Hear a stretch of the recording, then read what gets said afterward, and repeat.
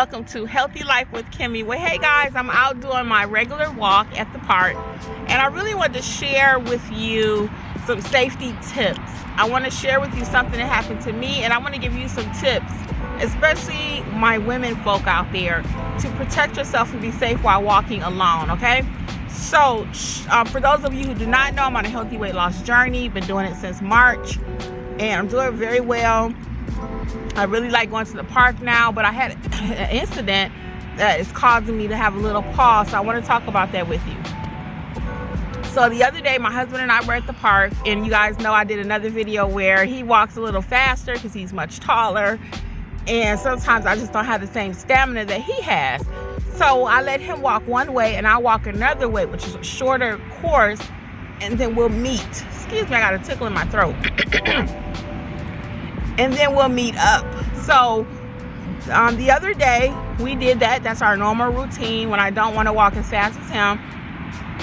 So he went his way, I went my way. It wasn't a lot of people at the park. It was like around 3 or 4 o'clock in the afternoon. And that day it was really cold here in Georgia, so it wasn't a lot of people. So I come upon a man, or he comes upon me, and he says hello, just a regular greeting. I say hello to him. And then next thing he asked me, he says, "So which direction are you going?" Excuse me? Which direction? I don't know you. So I'm in overdrive. I call my husband. I said, "Hey, this man is coming towards you. He's wearing a red coat."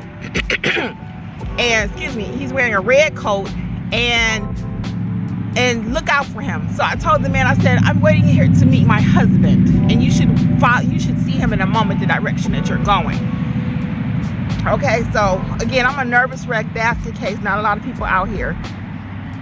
So finally, Jeffrey and I do hook back up, and I see the man again. He's walking with another lady.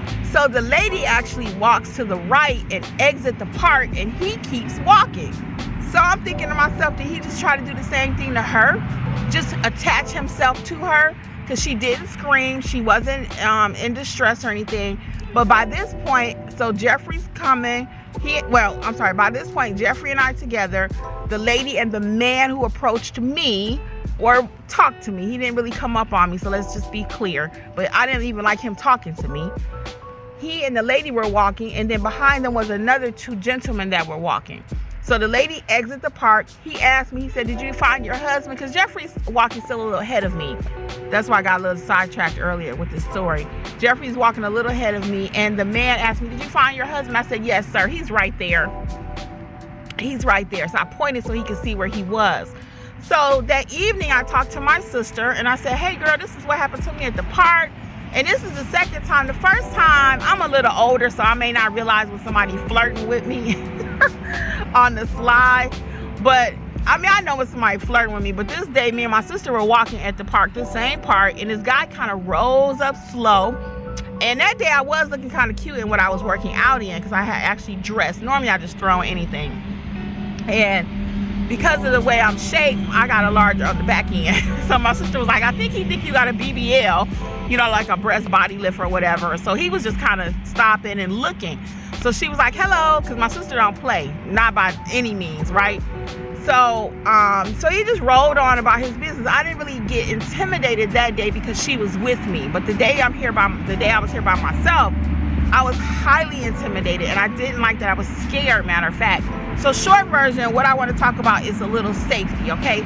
So what I was thinking I would do, because I had to go into plan B mode when I was by myself, and he made me nervous because I didn't know if he might run faster than me. He can get me before I can get to Jeffrey or somebody else in the park, because it's a huge park. Anyway, my nails are very sharp, so that was going to be my first line of defense. I had my hands like this. I actually did both of my fingers like that, my hands, and I was like, I'm gonna get him, because I could scratch you so hard you really think something happened to you. So I was prepared. That was one thing I was gonna do. But some safety tips I want to give you is, if you have long fingernails, just get ready. Stay ready so you don't have to get ready, like they say, right? Be ready so you don't have to get ready. Be alert. I was asking Jeffrey for some tips, and one of his tips was just be alert, because sometimes I'm reading on my phone and watching an article or something like that, watching something on YouTube. No, be alert of your surroundings, okay? Next couple tips are, when you're at the park, look for a stick. look for a stick. This is one that I found. It'll knock somebody out and do some damage if you have to. This is a smaller one, a little bit longer one. I also had a couple more tips I wanted to share with you. Stick to a well-lit area. Don't come to the park after dark, ladies. Please don't come to the park after dark, okay? Be aware of your surroundings, as I mentioned earlier. Stay alert. Walk with a friend if you can. If you can't walk with somebody, then let them know. Just text somebody, hey, I'm going up to ABC Park. I'm going to walk there from 4 to 4:30. I'm going to walk there from 4 to 5 or whatever. Be specific. Let them know what you're doing, okay? Also, stay in a group if you can. Sometimes attach yourself to people. Just like that man was trying to attach himself to me, you can attach yourself to another group if you can keep up with them. You don't have to introduce yourself and say, hey, I'm gonna walk with y'all, but just kind of walk fast. And that's another tip too. When I go by myself, I try to go by the playground area because I usually see families. So go by the playground area is another tip, okay? Because there's usually families there, and even though you're not with them, the human nature is for us to protect each other if we're not up to no good, right? And back to the man really quick, and I'm gonna hit these last few tips. As I was talking to my sister, she expressed to me that sometimes people do meet and greet at the park. So where I was overly concerned, he may have thought that I would be interested because I was here alone. Now again, his comment made me concerned. And if that's how people are dating nowadays, okay, great. I just didn't know that, okay? So I didn't like it. I didn't like how it made me feel. And I probably wouldn't talk to him if I was interested because I just didn't like it. So people will hook up or meet up at the park. And there are other activities illegal. You can just use your imagination. And my sister told me happens at parks all the time too. So, so needless to say, this was a whole situation, y'all. So back to a couple more tips and I'm gonna head out of here. The next one is stay on the designated path. Stick to the designated trails and the path of the park, right? Don't just go off and create your own path because there may not be anyone else walking there. Okay, and you definitely will be by yourself. There won't be anyone to hear you scream or anything, right? So stay on the designated paths. Our park and most parks have a trail, and most people walk that trail. So again, don't just go off the beaten path, literally, and just go and do whatever you want to do. Try to make your surroundings as safe for you as you can. Avoid wearing earbuds, or if you have them on, maybe have one in, one out, so you can hear what's going on. Because earbuds are a huge distraction. So a lot of them have noise canceling now. You can't even hear somebody walking up on you if you wanted to. So be careful with your earbuds, okay? And I like to have mine. I don't particularly care for earbuds. I usually just have my phone out. Now, it's a big old park, so most people can't hear what I'm listening to until they're right up on me. But just be cautious, okay, with your earbuds. And the last thing I have for you is to carry a whistle. Carry a whistle or some maybe pepper spray if it's legal in your state. Now, I ain't really feeling all that. I do have pepper spray that I carry for my other business. Never had to use it. Don't know how to use it. But you might get you a pepper spray to take with you. Some kind of dog spray, bear spray, something that you can put in that person's eyes to protect yourself, okay?